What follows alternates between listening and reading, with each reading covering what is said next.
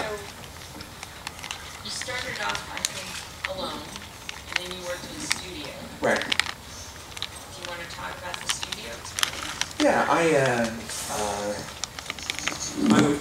grew up. Sorry, microphone. I grew up in New Jersey and escaped when I was 24. And the reason for my escape was I moved down to Atlanta, Georgia, to be in Guiding Studios with Brian Stelfreeze, Kelly Hamner, Jason Pearson, Dave Johnson, Bill Phillips, Tony Harris. That incestuous relationship that I talked about with your FedEx delivery guy was starting to get to me. The fact that I would really want to come in, want to watch Star Wars, you know.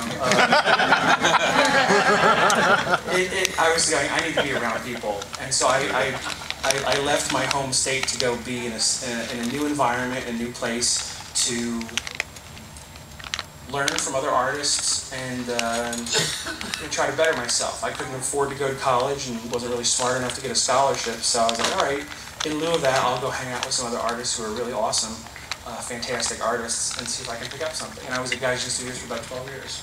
So, very, very good experience. So you've worked on other projects,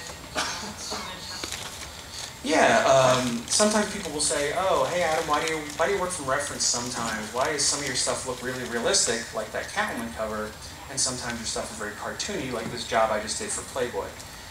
And I live in perpetual fear of that day when somebody knocks on the door and says, okay, no more comics, it's time to grow up and get a real job, son. You know, I've been in comics for 21 years now, I'm still expecting it to happen.